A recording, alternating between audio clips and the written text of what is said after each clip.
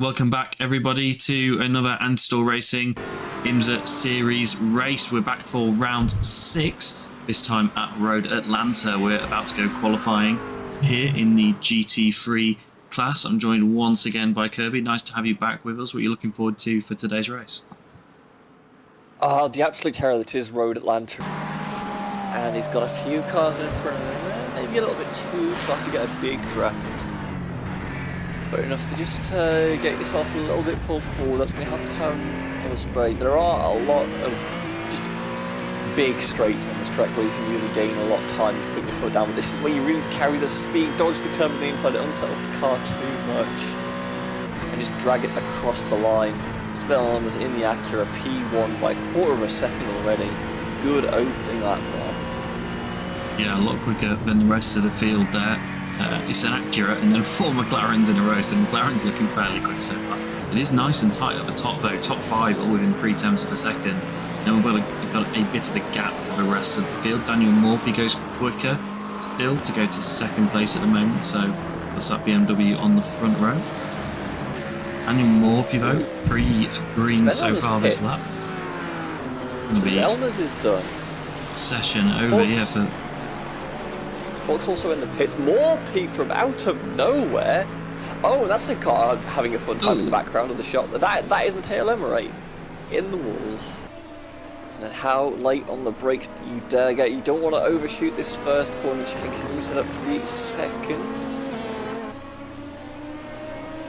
Bring the car over to the outside, carry the speed. Probably a lot easier in the hypercars than it is the GT3s to carry speed through there. You have the downforce, and James even will get pole position from now. 11.5 on the board.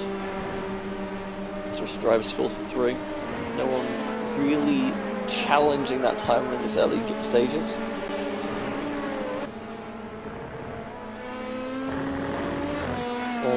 Oslam, excuse me, won't improve. Neither will Nagale. Ibram to the line. Does improve, takes P1, healthy lead there, 0.15, Padaruvel to the line, will also improve, will take P2 away, so in the space of about 30 seconds, Nagale has gone from 1st to 4th because Lamset has come out from nowhere and taken pole themselves. Outstanding time there. Sigario is currently P2. He just improved, but I don't think that moved his position up, unless I'm mistaken. David van der Back had just said a purple final sector, but that lap time looked to be invalid because that lap time is not what's showing as his best lap time. Jeffrey Ross, I tell you what, is absolutely on it today. Davide Favaro up to P6 at the end there. They're looking to go even faster. 4 green segments in a row. Yellow to round it out, but probably no. Lost a lot of time in that final sector then to end up just 2 turns behind where they were. We saw the race director, we heard the race director, sorry, on the radio just telling our drivers to watch their behaviour at the start. We've seen that be a problem a couple of times with people not having the correct gaps to leaders, etc. We are hoping that that is going to now be sorted out. Everyone knows the procedure. You expect it to be on the pit limiter if you're on the front row from a certain time. That feels stacked up. They are tight formed here, coming through turn 12. They aren't quite aligned. iRacing gives the green. Someone's giving a shove. I can't quite make out who that is. Yeah, it's all gone a bit haywire. Take the green flag. It's all gone a bit haywire at the back. Everyone all over the place, and Lely is going to lead into turn 1, but his teammates drop down to P4 right now as they run, which is obviously not great for those guys at all. You can see the LMP2 cars about to make their way through turn 1. Looks like everybody has made it through fairly well here. Let's take a look at the LMP2 start. Christian Glamschetter leading this field to the green, and he's making it through nicely once again. James Ibram tucked in nicely behind everybody, making it through turn 1. Obviously a slightly smaller field in LMP2. Apologies once again for the glitching about. Thought we had fixed the issues, but clearly not. GT3s also take their start. Little bit of argy-bargy into turn 1. Everyone keeps it pointed forwards though, importantly. Side by side up the hill they go. Looking to see if everyone steps out of line. Doesn't look like it. More people get the start. It looks like they'll all get single file by the time they get through the S's. An incident already under investigation by race control. And free up a bit of CPU space, and there we go. Oh, Sven Alma's sideways on the track. Oh, huge hit the GT3s. Another car's gone around. Nicholas Monty. Nicola Monti ahead, getting caught up in that traffic. And we knew this was going. Oh, it's not even going to be in traffic, is it? It's going to be before the GTPs even get to them, and that's unfortunate. Yeah. Oh, yeah. Huge pump, and that's a Dutch League Racing driver gone around. Tierman Scholten. GT3's looped on the exit of 7. So Segaro back up into P3. He's now on the hunt for the driver we're watching now, Jean-Paul Seaman, and he's now under attack as well from behind with Quinton Badonk. He's going to try and go around the outside. Deep side by side here, and we're going to GT3 off ahead, but keeps it pointing in the right direction. Fortunately, multiple incidents under investigation by race control. Oh, Preem, what the hell was that? I have seen something quite honestly barbaric, and I don't know if I want you to replay it, but we're going to anyway. Yeah. That rejoin, is that what we're talking about?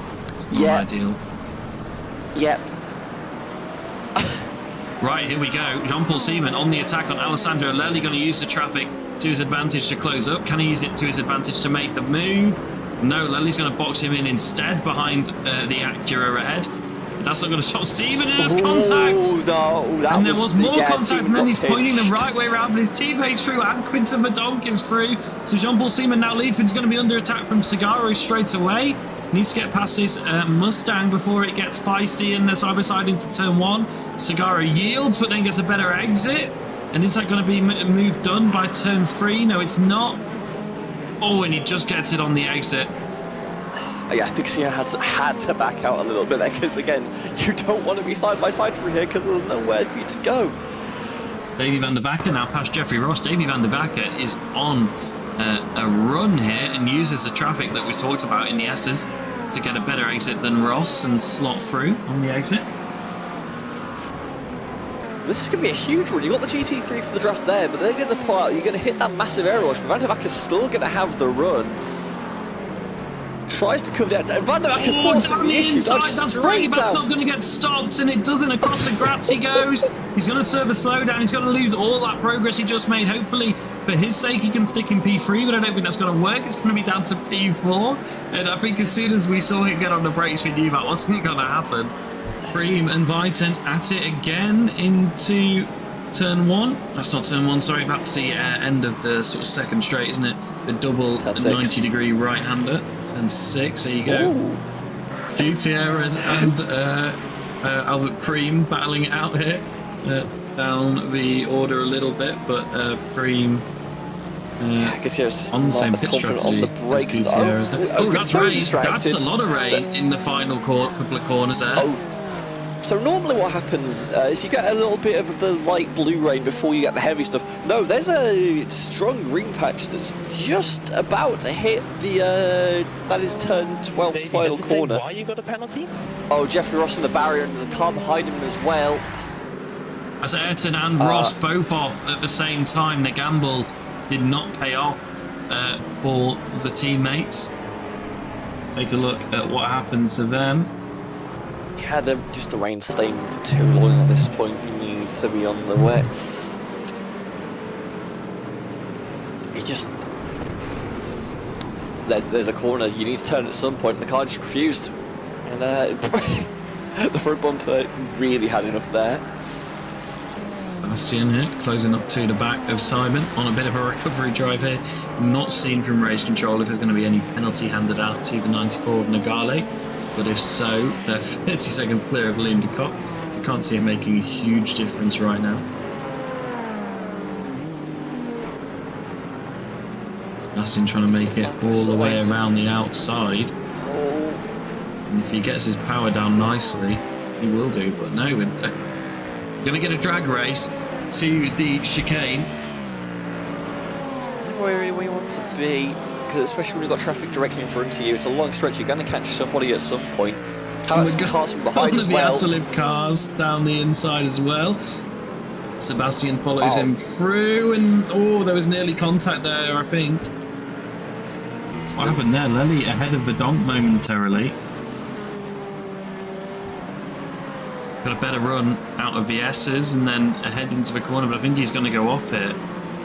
Oh no! Oh yes, he does. Just hits the curb. Oh. And then goes deep again in the second bit of the corner, and that's going to let Verdonk get back past, and that's going to let. That's a laps car that's trying to get back through. That's what's happened there.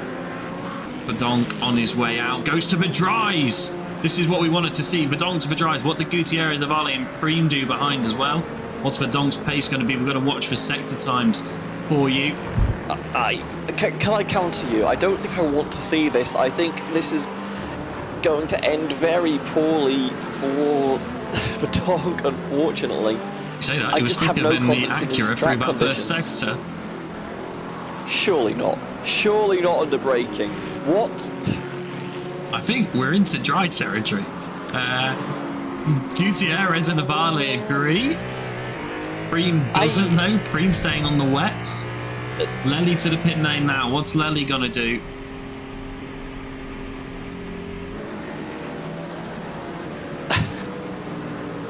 I think this is the part where I retire as crucial, because I thought there was no way this track was going to drive enough for a miracle run on slicks, and yet here we are, 7 minutes left on track. Verdonk slaps on a pair of slicks, cold as ice, sends it out and dive bombs everybody. Lely thinks the same. Lely goes to dries as well.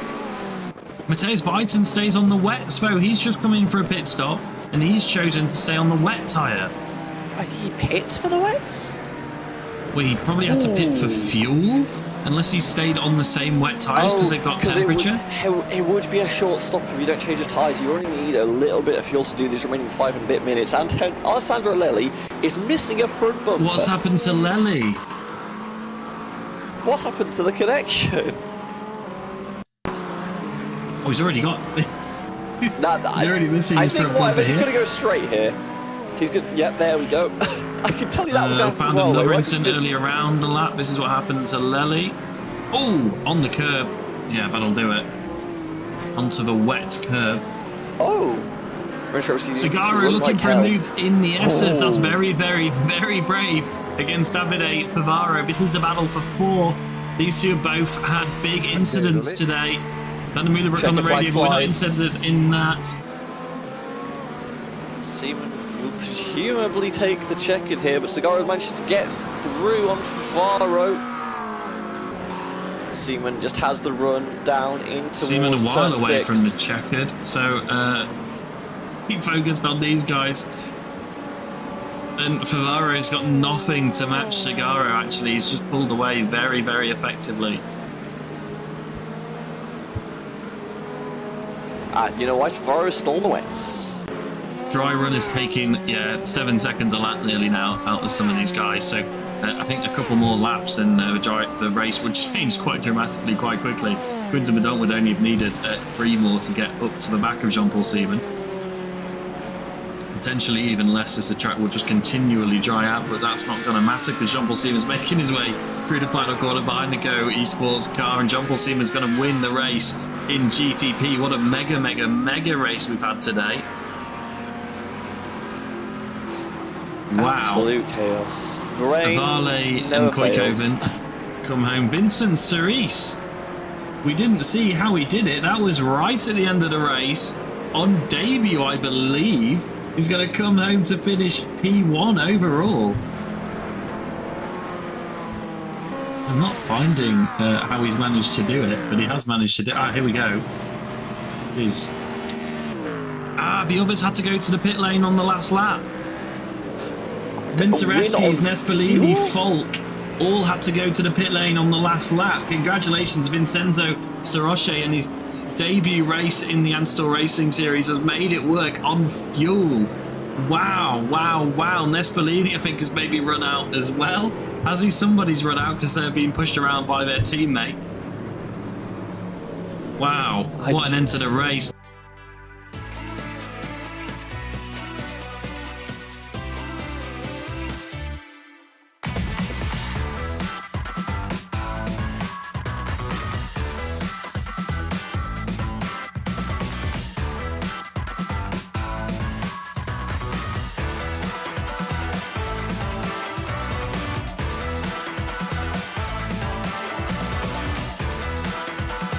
Thanks to everyone that joined us, and like I said, we'll see you next time.